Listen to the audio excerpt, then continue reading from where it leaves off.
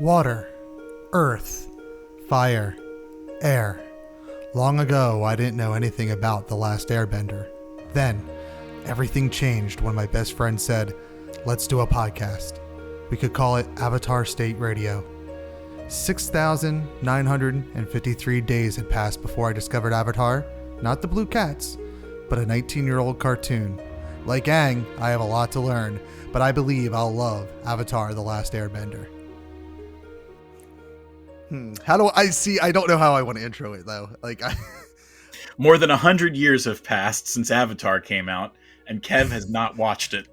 Oh, you know what? Maybe. Well, that could be the intro, like doing some shit like that. An Avatar-esque intro with Yeah. the overlay, because that's the intro to every episode. Is that line? The Right. 100 years have passed, and then the Fire Nation attacked. Blah blah blah blah blah blah blah. Yeah. Okay. I'll save that question for the actual show.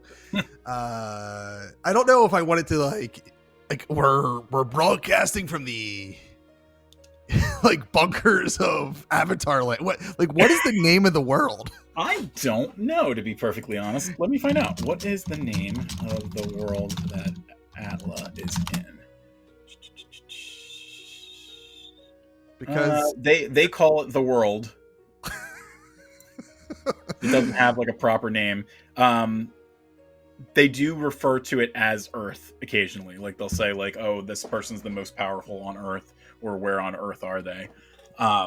they refer to the North and South Pole in this first episode. Right. Now I will say this, and I don't know that. Well, I'll say this. So the position of the sun is indicative that it's not technically our world, because the sun is relatively close to the South Pole, from what I was reading in the trivia. Interesting. All right. Wait, well, I took a bite of something. Now I got to finish chewing before we It's very true. kick off. This shit's professional. Everything is awesome. Not so much. This show, we're going to go for a level of professionalism here as I sit next to 2 more cheese sticks and a bag of Twizzlers. Yeah, buddy. All right. The world. That's what it's called. Just the world. I'm just going to... I don't know what to do here. I haven't done a show like this in forever. Right. Well, I mean, I think a little bit of transparency might not be so bad. Right. Hey, people, we have no idea what we're doing. I've been podcasting since 2007. No idea how to do it. I don't know how this magic works. I mean, well, so it's not magic. It's bending. Oh, shit. Bending. I'm technology bending. You're pod bending. Pod bending. Oh shit! That could have been the name of the show. That was another Last Podbender. Yes, that would have been a good name for the show. Avatar: The Last. I mean, I like Avatar State Radio better because it just. I don't know. It sounds good, but well, this episode could be called The Last Podbender. The Last. Yeah. That's not a bad idea. That's good. The Last Podbender. Anyway, kicking it off officially now. Welcome to this week's starting over. This is the inaugural episode of Avatar State Radio. This is what I do when I record intros for Everything Is Awesome. It literally takes me, we've been recording for 3 minutes. It probably takes me 3 to 10 minutes to record an intro because I will sit here and be like, all right, Kev, you could do it. You're you're by yourself. No one's judging you. You're not an asshole for saying, welcome to this week's edition of Everything Is Awesome. Good times. All right. Welcome to the first episode of Avatar State Radio, where we are avoiding the Fire Clan. No, the Firebenders. Wait, what are they called? I mean, they call them the Fire Nation. Damn it, the Fire Nation. That's what it was. It's the Fire Nation, the Water Tribes, the Air Nomads, and the Earth Kingdom. God damn. Well, I definitely heard Fire Nation in this first episode. I don't know if I heard Air Nomads. I read it. Don't know if I heard it. So a lot of what we're seeing, are we officially kicked off? Yes, yes. A lot of what we've seen so far is from the perspective of Katara and Sokka, the two Right. siblings from the Water Tribes. Um, so we know, based on what we learned in the episode, that Aang is displaced from time somewhat, a little bit Captain America-y. Yeah, which is funny based off of the episode of Everything Is Awesome I just released. Right. Um, so we don't really learn too much about him except that he's out of time and that they think, hey, this guy is more than just an airbender. He's an avatar. So I think Gran might say like he's an air nomad or an airbender, one of the two of them. Right. But she I think definitely realizes like, hey, something's up with this guy. And we don't officially meet anyone from the Earth Kingdom, but I think Sokka says that like they're all the warriors have gone to the Earth Kingdom to help them fight the Fire Nation. Yeah, that's accurate. To kind of like in case no one's listened to episode 0, Avatar State Radio is a recap podcast about the Avatar: The Last Airbender show, but the animated series is where we're starting, not the new Netflix series, and it comes from a perspective of one of your hosts, me, has never seen Avatar until today, and the other host is Mike here is a avid fan of the IP. Very big fan of the IP, and the stuff that's come after. I've gotten a couple of the big graphic novels for Rihanna. Just we're big Atla fans. So I didn't even know that there was I mean, I guess we maybe talked about it in episode 0, but I kind of always envisioned that, as I said in episode 0, that this show is based off of either an existing anime or was an existing anime, which it's that style, or it was based off a manga. Which do the graphic novels read as manga, or do they read as like no? It looks very much like the American cartoon. Same style and everything like that. The only thing that you're missing is moving picture. Which I'll tell you. So kind of getting into this first episode proper, the boy in the iceberg, which is again very Captain America esque. For being from 2005, I'm very impressed with, despite the 4:3 framing, very impressed with the animation, because it's not that 2005 is that long. I mean, I guess it is 19 years ago, so I guess it is a long time ago, but I don't think of it as that long ago because it's not the 90s. Right. But it's I like the animation style. Another thing that would have sold me on this right away is saying that Dave Filoni. That was going to be one of my trivia pieces. You did the research. The end credits show it. And I didn't watch all the end credits, but I did watch like just that one or second or two of the screen. And I think now that I'm kind of remembering Dave Filoni, I believe he started here and then George Lucas picked him up for the Clone Wars TV show. Right. And this is one of the first things that he collaborated on with D. Bradley Baker. So this is probably why he brought him into a lot of the projects that he's worked on in the future. Dave Filoni ended up directing 8 episodes of Avatar: The Last Airbender, including the series finale, the season 1 finale.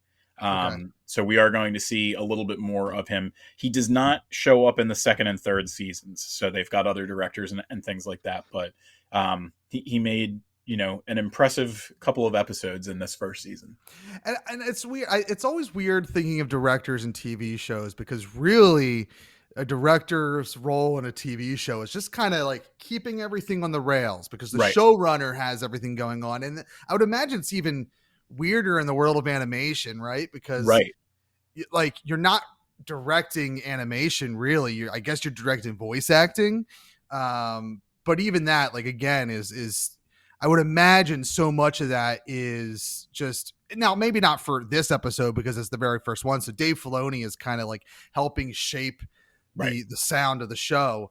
Wrangling a But lot of stuff. right, but traditionally, like once you're an established show, I would imagine the director's just kind of like, let's make sure we stay. Let's like keep everything on track. But yeah, so that was exciting to see that he was involved because I'm a big Dave Filoni fan. But yeah, I took a couple notes, and my number one note was, and I didn't know Katara's brother's name until after that it was Sokka, so it's just Sokka. Sokka. Sokka. Katara's brother is kind of a dick. Yes. You know what? So I don't want to try and spoil too much, but I will say that Sokka becomes like my favorite. Like, so it is very funny to see the way that they started him up, and knowing on the other side like where you end up with him. Because I was thinking the same thing. Like, wow, like they made him kind of like a butthead in the first episode, and probably my guess is the first couple of episodes. I don't want to go so far as spoiling, other versions of this media or anything like that, but they do change some of the ways that he presents himself in, whether it's the movie or the live action TV Right. show or things like that. So, and for better or worse, because you do get to see Katara kind of, working off of the way that he acts. And when he changes the way that he acts, there's no real requirement for her to act the same way in those other mediums. Well, and like in this first episode, immediately after I wrote that note, you see how like she responds, which is like she's a very powerful and like independent and fierce and like proud of herself kind of person. And puts him in his place, really, which is what leads to the reveal of Captain Aang. Right. And not only that, but she got a temper on her. Yeah, which I'm curious to see if that follows throughout the series, because not that it's a bad trait. I mean, I'm the king of temper here, but I'll be curious to see if that was just like a one-time only thing to kind of like get Aang out of the ice, or if it's a trait of hers going forward. I would imagine if okay, Sokka, yeah. Okay, I would imagine I'm gonna be forever troubled with that name. Sokka, assuming Sokka sticks around and whatnot, and I would imagine so. I would imagine that's got to be a trait we see, because he just seems like an annoying pissant that's going to annoy his sister. Yeah, I feel like there's a decent amount of characterization that follows them through the series, but you get to see the basic traits up front. So you get to see that Katara is she's bend curious. She's trying to see what she can do with her magic, quote unquote. It's not magic, it's bending.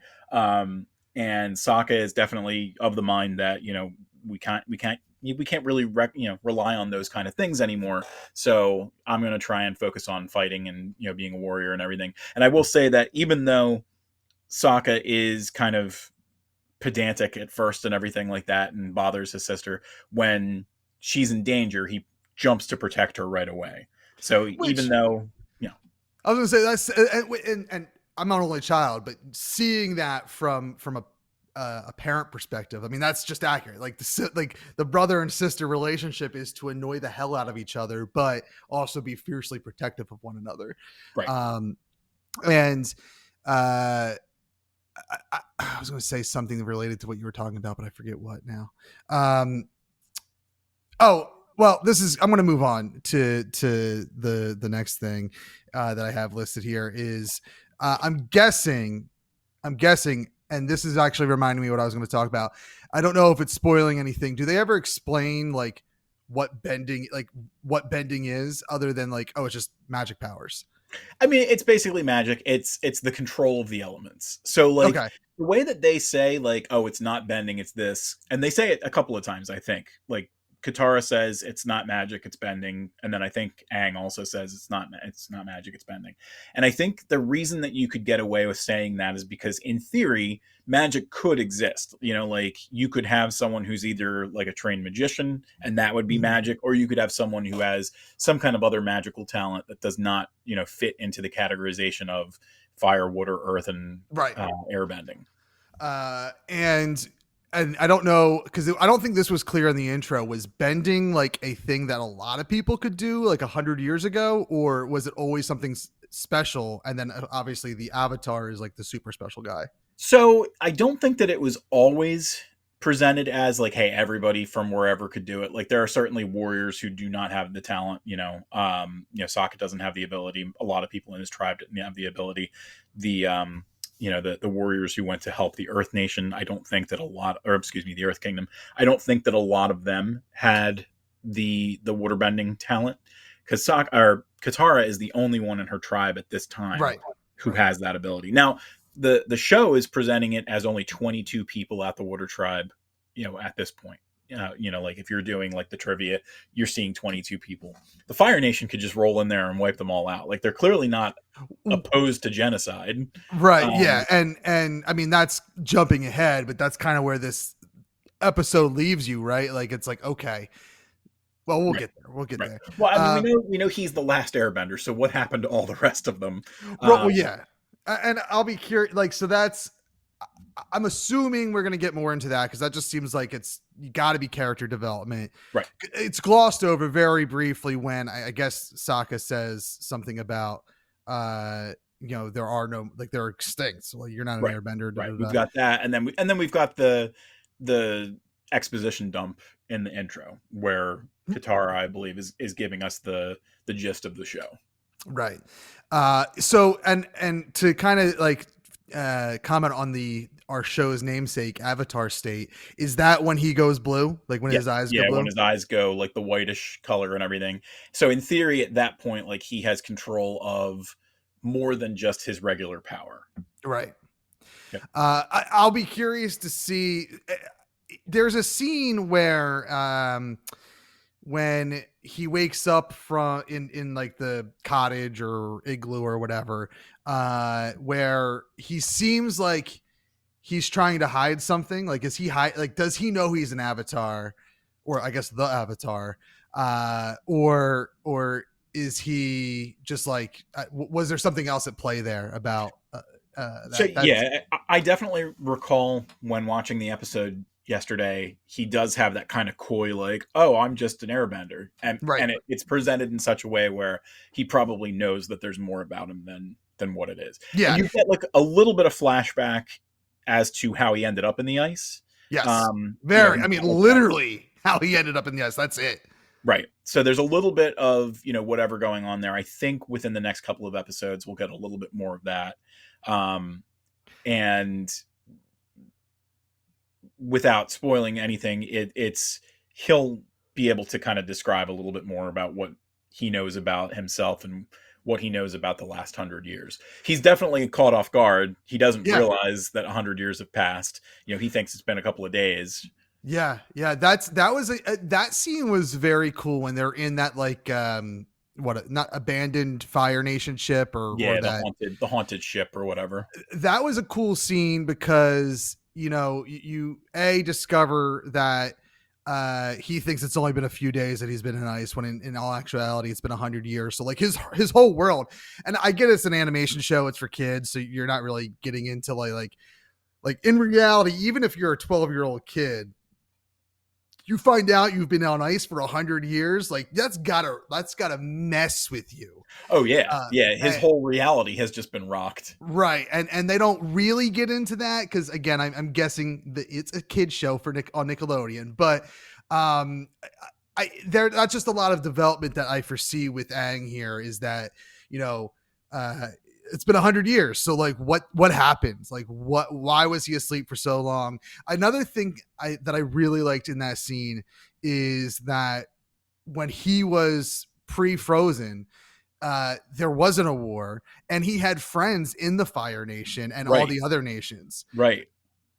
And I'll be curious if because I don't know what like the lifespan of these folks are. We obviously see Zuko's uncle, who is older. I don't know if that means he's 100 years old or whatever, but not quite that far. I mean, I would assume that they are it's around the kind of lifespan that you would expect from our world, but at the same time, um, when Zuko and Iroh are looking for the Avatar and they see him using like the spyglass or whatever, they're like, "Oh, like there you are," as though there's this 100-year-old person out there. So they Right. think 100 years might not be that far outside the realm of realism. And maybe, being the Avatar, you have, an extended lifespan because you've got those extra forces at play. Right. I'll just be curious to see if he ever runs into like someone he knows, because I mean, I don't think that that was a throwaway line. But I also don't think it was a line that necessarily means he'll run into somebody he knows. I think it just kind of is foreshadowing the fact that like he's probably knows people from all the kingdoms and nations and whatnot, because he's an avatar. He's the Right. avatar and has Right. all these powers. Right. So but I thought that was great. I thought that like that scene to me, even though it was exposition, it was just it was done well. It was a done well scene of exposition to kind of like fill in Aang and us to what's been up and why he's so clueless, basically. Right. Um, So we got a lot of the episode presented from the perspective of Katara, Sokka, and Aang, but we also got to see basically the person who's giving pursuit of, he's quote unquote the big bad of this episode and potentially the series, because we do get to see Zuko and his Uncle Iroh. What did you think about those two being presented as kind of like the bad guys? I'm fast. I think Uncle, he seems like, I'm on the fence about him. He seems like he could not be a total dick. I'll be curious to see what his character arc really is. I don't know if it's because like he just doesn't believe that the Avatar's around anymore, so he doesn't really care, or if he's like secretly kind of a good guy. Because again, like based off his age, he seems like he could be somebody that maybe remembers when it wasn't all war. Right. And Zuko, like, I'm like, looks like he burned himself, or somebody burned him, because he's got that burn scar on his one eye. Right.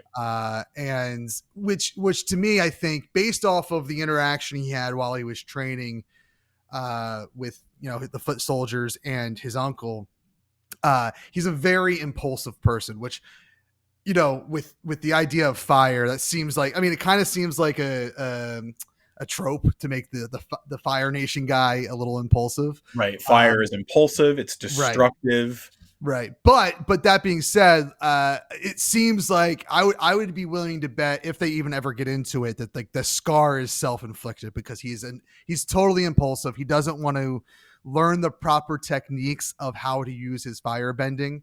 Right. But I'm excited. I didn't realize that was Rufio until the credits. And then I also was like trying to figure out, because I remember you mentioned Mark Hamill's in the show in episode 0, so I was like, is that the uncle? And I looked it up. It's not. Right. Now, do you want me to? We'll dive into some trivia at this point as well. Well, so let me just go over a last few keynotes I have here to kind of wrap this up. I'm almost positive I'm going to love Appa, the flying bison, the sky bison. Yeah, the sky bison, who does not fly. In this episode, at least. Right. Now we saw him flying in the flashback. Yes. That's true. But kind of failing to do so, because that's the reason that Aang and Appa ended up in the ice in the first place. There was that big storm, and they ended up falling into the water. I love Aang's obsession with penguins. Mm-hmm. Here's what I love about this show so far. One of the things I love is that they take literal earth animals and just make them weird. Yeah, they jam them together, because you see the penguins with the double arms. Yes. And then you see the tiger seals. Yes, the tiger seals were cool. Even Appa, who is a sky bison who has like a beaver tail and 6 legs. Right. So and like huge, like I think I'm gonna love that. I know he's just kind of there. I'm Right. sure he's not like a major character because he's an animal, but Right. I'm gonna love Appa. Well, Appa is definitely one of the ones that you'll like because he's voiced by D. Bradley Baker. Yeah, which is interesting. Like, it's always interesting when they give animals voices, right? Because like they're just kind of making sounds. Oh yeah, all you're gonna hear out of Appa is like, Right. Let's see what other note. The only other note I have was about, and we kind of talked about was the North and South Pole. I just thought that was interesting that it's like, oh, it's very Earth-like. Right. I would say overall, and we kind of chatted through text about this. Overall, like it's so far, it's not a show that makes me like clamoring to watch the next episode. Part of that could be because like I know I want to watch an episode and then record the podcast so that I have everything clear in my mind when we sit down to talk about it. So I don't know if it's like the professionalism in me, or if it just hasn't hit yet. But I'd like it. Like there's no doubt in my mind I'm going to like this show because it's, I mean, I see the inspiration that anime has on this show, right? Oh but yeah, certainly. it's clearly not Dragon Ball Z. It's more in line with American animation than it is with anime. So I'm going to say this, and it's going to infuriate anime fans who are listening to this podcast. I feel like anime has a lot of wasted time, and I feel like they got down to brass tacks with this. You don't typically see on this show or most, I guess, American animation, like, all right, we're going to retread the same storylines across 3 episodes. We're going to come back from the commercial and it's going to be 15 seconds of stuff that you saw before the commercial break. You don't get that here. Like, it very much feels like, it feels like the only reason that it was a cartoon was because it was the only way at the time in 2003 to make this work. Yes. Yeah. And it's geared towards kids a little bit more than adults. But I feel like as the show goes on, you'll appreciate it more as not just a kids, a for kids show. One of the other things that I'll mention is I was looking up the ratings, and none of the top 20 episodes are in the first season. Interesting. And I think that speaks to how good the show is because I enjoyed the first season as well. And they did have a lot of good episodes in the first season. So knowing that season 2 and season 3 are on the, the back end of this podcast means that you have a lot to look forward to. So I'm very happy about that. And I want to be clear to anyone listening. Like, I'm not saying anime's bad or the worst. I just, it's not normal. Like, I can't get into Dragon Ball Z. I've watched an episode or two. I just can't get into it. Traditionally, anime doesn't hit me in a way that it hits anime fans. Yeah. I mean, anime is just like Western animation. Like every series is like its own thing. So like Inuyasha does not feel like a Dragon Ball Z to me. I mean, yes, you have like the style of the characters may look a little similar, but it very much did not feel like it hit that like tropey, hey, we're looking at the same thing over and over and over again.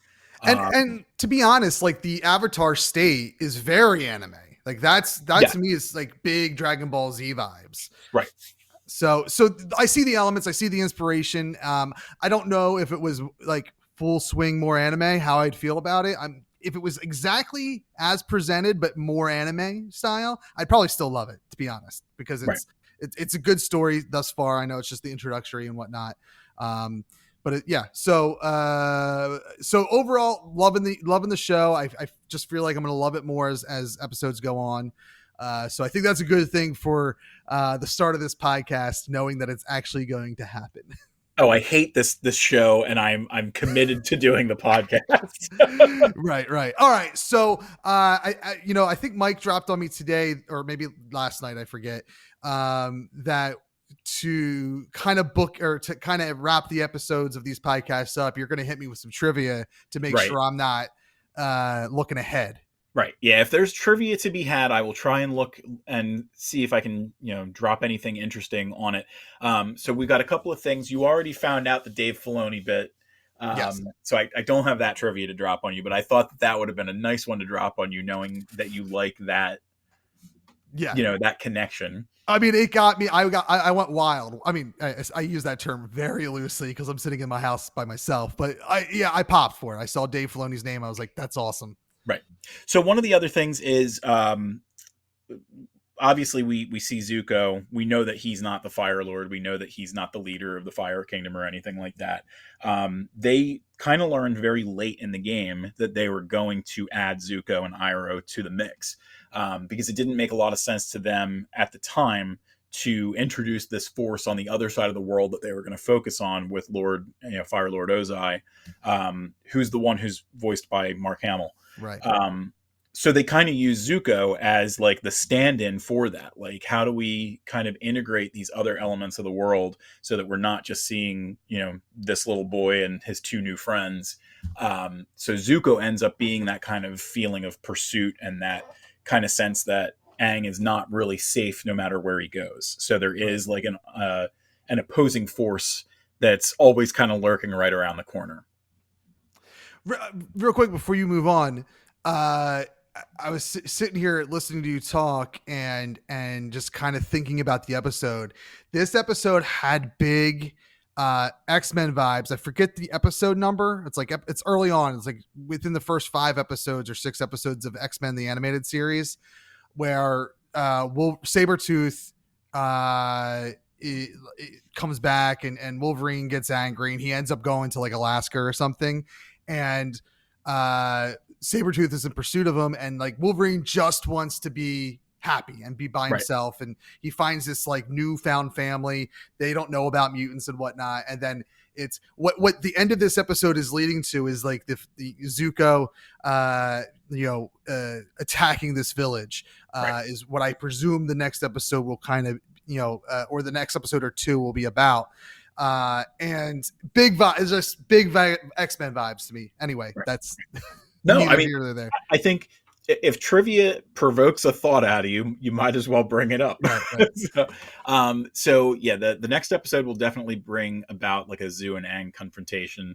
One of the things that you'll know is even before Gran kind of got the idea that maybe this person is a little bit more than who he's saying he is, Zuko was the first one to realize, hey, that's the Avatar over there. Not really confirmed or anything, but when he sees the garb, like it's, even more in his head, like that's the guy. Because at this point, like if there's any, if we haven't seen the Avatar in 100 years and all of a sudden we're seeing someone in an air nomad garb over there, we know that that's the coward who ran away and that's the Avatar. Which also kind of, I meant to bring this up earlier. The intro portrays the Avatar that disappeared 100 years ago as an adult. And it's ends up being this kid who clearly was a kid when he like we saw the flashback. He was a kid when he got frozen. Right. So, and I don't know if we kind of discussed this episode 0, but it makes me wonder, like he's the new Avatar and something really did happen to the other one. I'll be curious to see if there's more in play when it comes to the Avatar. Well, it very well could be explained in the next couple of episodes, so we'll leave that alone for now. But it's got to be so weird being the person that knows what's going to happen and like trying not to spoil anything while also trying because you could like spoil something without spoiling something. Oh yeah, there's been enough moments on this first episode where I've goldfished and then realized as I've talked, like, oh, it definitely is this. I've already said it this way. Like, I'm lucky that I didn't like overstep. So it's being kind of like blissfully unaware of like, oh, wait a minute, this was the path that they went. And then it's also being like, all right, I have to be careful about where I'm stepping because you know very well I'm someone who does like to spoil. Yeah. Typically. And I'm usually there for it. I'm usually showering. Right. But I think the point that would ruin this podcast. Right. And we are very much like aware that this show came out 19 years ago. Like if we're spoiling anyone, it's only because they're watching the live action because they refused to watch the cartoon and we're now accidentally spoiling the live action for them. Well, I feel like listen, it's a 19-year-old show. And even the one on Netflix has been out for at least a month, right? I want to say it released in the middle of February, so we're probably only like 3 weeks out. Yeah, but I think you've had 2 weeks. I think 2 weeks is the rule. It's the rule of thumb. So it's so hard with streaming these days, but I'll go with that. No. So two last bits of trivia. Okay. So one, This episode, like I said, they didn't realize until very late in the game that they were going to add Zuko. This actually is the second version of the pilot that they worked on. So they had a version earlier that kind of had some of the basic concepts in place, but they were retweaking and everything until they got to that point where they were comfortable. And Nickelodeon actually called on the showbenders. Showbender. That's fantastic for a showrunner name. Oh God. Her Katara's name was originally going to be Kaya, and for whatever reason, Nickelodeon's legal department suggested the name change. Interesting. Yep, I don't know why, and then you and I talked about the haunted ship and everything. We definitely see that it's got a more Asian vibe. They've got like the weaponry in there that looks more Asian and everything like that. There's not really like a big focus on white characters in the show. You've got like your Inuit kind of people in the North and South Pole, and you've got kind of an Asian flair with your firebenders and things like that. And we haven't seen anyone from the Earth Nation or anyone besides Aang from the Airbenders, but so far not really like a lot of, hey, there's this white person in front of me, right, kind of thing. No, that's something I noticed was like, I like how at least the South Pole water tribe is very, very like Eskimo flavored or whatnot. Apologize if I'm butchering that as a white man. I'm sure there's a proper term, but yeah. I think Eskimo flavor is probably insensitive. Maybe, but okay, inspired. And I don't. I got to assume there's a better name for that culture. Well, like I said, Inuit, I think is probably more accurate. And folks who are listening, a lot of what you're going to see Kev do is just because he can't pronounce words. Oh, yeah. Like, I'm never going to say Inuit. Yeah, you did it. You nailed that on the first try. Maybe I will. Maybe I'll start saying words now that aren't insensitive because of my ignorance. I might be wrong, and it might be like Inuit, and I'm making a jerk out of both of us. Listen, we probably should stop talking about how we're ignorant people, but no, I mean, I know, yes, Eskimo esque or whatever I said earlier is probably insensitive. I don't know. I assume Eskimo is not insensitive, unless it's because they are not inspired by the Eskimo culture. Then I apologize, but I'll learn. I'll be better. No, but so is that all the trivia you have? It's all the trivia I got for this episode. Yeah, I am very excited to move on to episode 2. By the time these episodes start airing, we're probably already into like deep into season 1, because I plan on releasing these much later than when we're recording, just so that we have like a backlog. Right. And they don't air. It's a 19-year-old show. What does it matter? But I'm excited to kind of go forward and knowing that something terrible would have to happen for me to be like, nah, this show's not for me. Right. No, I can't see a situation going where there's a couple of episodes in season 1 that are kind of like, hey, this is a story of the week, but most of the stuff kind of flows together, especially as you hit season 2 and they have like a better aim of what they're doing. Right. But like even halfway through season 1, like I think you're going to have a very good feeling about, I have a feeling that you're going to go, Mike, can we speed things up? Well, I'm hoping, honestly, for our recording schedule to allow for maybe 2 episodes a week recording, just because I want to have a backlog to like get us through the summer, because I don't envision us recording much over the summer. So, but I want to air over the summer. I don't really want to. This show feels like, because there's such a backlog of content to watch, it feels like we should kind of air it until maybe we're caught up with like current day IP. Right. And there is a lot of stuff to catch up on, because we do have these 3 seasons, the 4 seasons of the sequel series. We've got extra content. We've got the movie. Right. So right. With that being said, you're going to be able to find Avatar State Radio probably through my personal and Mike's personal social media channels, because I'm not managing another one. So make sure you follow me at That Nerdy Kev on most social media. I'm most prominent on TikTok. Make sure you follow Mike on at Tellist if you want to find me on Twitter. And usually if I'm doing something on like Twitch, you can find me at that Tellist guy. And there will probably be a proper website for this show at some point, but for now, the link to where you can find this show is either in the social media post that you're looking at right now, or it's in the show notes until we have a website proper, which we don't at the time of the recording. Thank you all for joining us. We'll be back next time to talk about the next episode 2, that I did not prep for a name, of Avatar: The Last Airbender, the animated series. I don't know if I'm buying time for you to look that up because I hear typing. I was trying to look up and see if we can get the website. Anyway, we'll be back next time to talk more Avatar: The Last Airbender right here on At That Nerd. Right now on this podcast. Apple Podcasts, Spotify, Amazon Music, and wherever you listen to your podcasts. Bye.